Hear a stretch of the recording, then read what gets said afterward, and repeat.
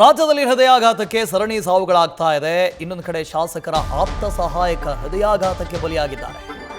ಕುಷ್ಟಗಿ ಶಾಸಕ ದೊಡ್ಡನಗೌಡ ಪಾಟೀಲ್ ಪಿಎ ಸಾವನ್ನಪ್ಪಿದ್ದಾರೆ. 46 ವರ್ಷದ ಚಂದ್ರು ವಡಗೇರಿ ಹಾರ್ಟ್ ಅಟ್ಯಾಕ್ಗೆ ಬಲಿಯಾಗಿದ್ದಾರೆ.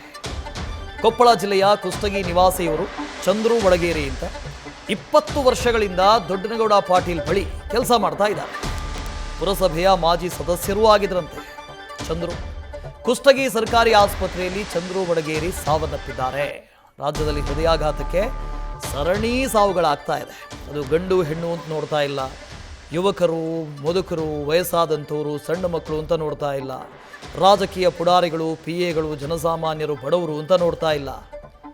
ಯಾರು ಸಿಗ್ತಾರೆ ಅವರು ಬಲಿಯಾಗ್ತಾ ಇದ್ದಾರೆ, ಹೃದಯಾಘಾತಕ್ಕೆ ಬಲಿಯಾಗ್ತಾ ಇದ್ದಾರೆ. ವಯಸ್ಸನ್ನು ಗಮನಿಸಿ, ಇವ್ರಿಗೂ ಕೂಡ ಕೇವಲ 46 ವಯಸ್ಸು. ಸಾಯೋವಂಥ ವಯಸ್ಸಂತ ಅಲ್ಲ, ಹೃದಯಾಘಾತ ಆಗೋ ವಯಸ್ಸು ಅಲ್ಲ ಈ ಹಿಂದಕ್ಕೆ ಹೋಲಿಸ್ಕೊಂಡ್ರೆ. ಆದರೆ ಈಗ ಒಂದು 10-12 ವಯಸ್ಸಿನಿಂದ 50-55 ವಯಸ್ಸು, ಈ ವಯಸ್ಸಿನವರೆಗೂ ಕೂಡ ಅತಿ ಹೆಚ್ಚು ಹಾರ್ಟ್ ಅಟ್ಯಾಕ್ ಆಗ್ತಾ ಇದೆ, ಹೃದಯಾಘಾತ ಆಗ್ತಾ ಇದೆ. ಕುಷ್ಟಗಿ ಸರ್ಕಾರಿ ಆಸ್ಪತ್ರೆಯಲ್ಲಿ ಚಂದ್ರು ವಡಗೇರಿ ಸಾವನ್ನಪ್ಪಿದ್ದಾರೆ.